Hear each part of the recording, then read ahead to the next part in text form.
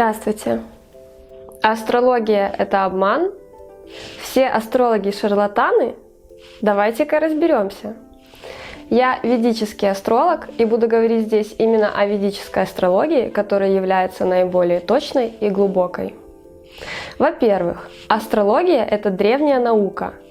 Первое писание по ведической астрологии датируется, только вдумайтесь, 3-м тысячелетием до нашей эры. И да, это действительно наука, в ней есть свои формулы, в ней есть свои обязательные расчеты. И когда я смотрю на вашу астрологическую карту, я вижу как будто бы фотографию звездного неба именно в момент вашего рождения. Сейчас ни для кого не секрет, что планеты Солнечной системы влияют на нашу Землю.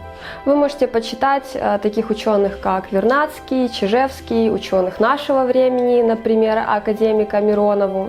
На нашу Землю влияют колебания солнечной активности, а также постоянно происходит гравитационное воздействие Луны. На хромосомные вспышки и солнечную активность влияет перемещение Марса, Меркурия, Венеры, Сатурна и Юпитера. На распределение и изменение магнитных сил на Земле также влияют все планеты Солнечной системы. Расположение Юпитера, Сатурна и Марса на одной прямой приводит к усилению электрических возмущений в слоях земной атмосферы. Планеты влияют на физику Земли, а следовательно, они влияют и на физику каждого человека. И в момент, когда происходит рождение человека, начинается воздействие планет на данного человека, так как они посылают по отношению к Земле поток мощных электромагнитных волн. Человеческий мозг также имеет электрическую активность, и электромагнитные волны, проходящие в момент нашего рождения, оказывают влияние на наш мозг. Планеты задают механизм влияния на нашу жизнь, и какие-то из них влияют на нас хорошо и благоприятно, а какие-то нет. В какие-то моменты жизни они способствуют чему-то, в какие-то моменты наоборот что-то тормозят.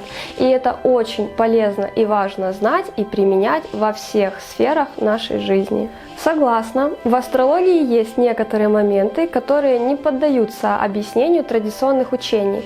Но если мы будем судить так, тогда мы должны будем вычеркнуть и другие эмпирические науки из списка наук, такие как психология, философия и другие. К тому же в ортодоксальных науках полно недоказанных теорий, теорем, и современных ученых это совсем не смущает. И давно замечено, что в дни затмений у людей обостряется состояние психики, а психически больные люди и вовсе выходят из равновесия. К примеру, некоторые маньяки и сумасшедшие люди срывались и совершали свои преступления именно в дни сильных затмений. Так, работает ли астрология? Во-первых, давайте разберемся, о какой астрологии мы говорим. Если вы читаете гороскопы в журналах, смотрите видео на тему «Гороскоп на месяц» для всех козерогов, то, конечно же, это все полная чушь. Гороскоп составляется исключительно для каждого человека в отдельности, учитывая его дату, точное время и координаты рождения. И если в момент вашего рождения в роддоме в ту же секундочку не родился еще один человек, то ваша судьба будет полностью уникальна. Чтобы проверить это, просто вспомните какого-то близкого человека, которого вы очень хорошо знаете, у которого вроде бы такой же знак зодиака, как у вас, но характер и судьба у вас будут абсолютно разные. И даже у близнецов характеры немножечко отличаются, и судьба отличается, потому что два человека в одной и той же точке одновременно не рождаются. А если вы знаете противные случаи, то обязательно напишите мне, и я даже согласна буду бесплатно рассмотреть карты этих людей. И моя подруга когда-то писала тексты для подобного рода гороскопов в журналах, хотя не имела к астрологии никакого отношения.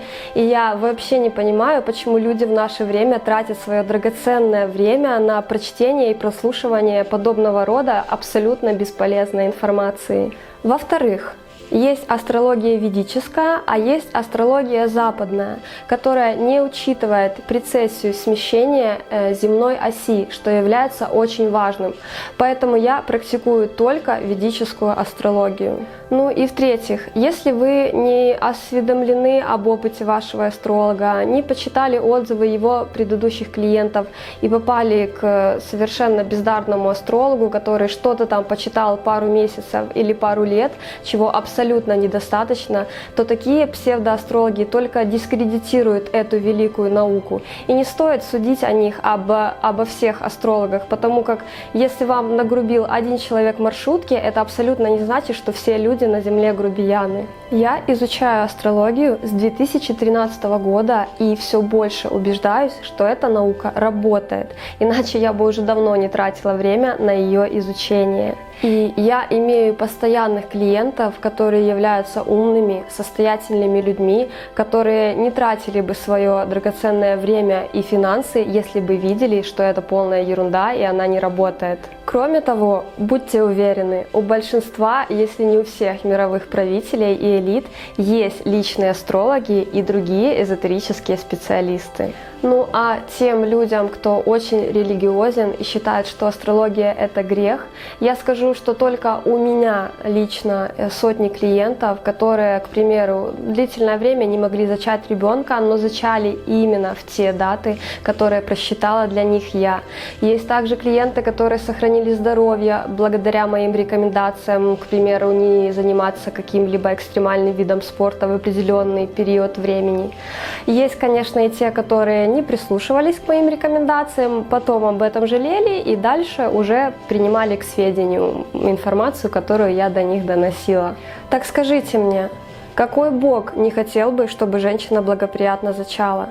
Чтобы человек сохранил свое здоровье и не получил травму? Чтобы семья не распалась только потому, что у них сейчас идет неблагоприятный период, но его нужно немножечко переждать? В какого бога вы верите? Я не даю предсказания, говоря, что, к примеру, завтра вы сделаете то-то и то-то, и произойдет то-то и то-то. У меня более корректные методы работы. А предсказание — это к гадалкам, а уже гадание от слова «гад» — это очень и очень плохо. И если вас интересует эта тема, то обязательно напишите в комментариях, и я раскрою ее для вас более развернуто. Ну и последнее. Прежде чем утверждать, что что-либо не работает, сначала попробуйте это, потому как глупо утверждать, что манго невкусное, если вы никогда его не пробовали. Если у вас остались вопросы, обязательно пишите в комментариях, и я отвечу каждому из вас.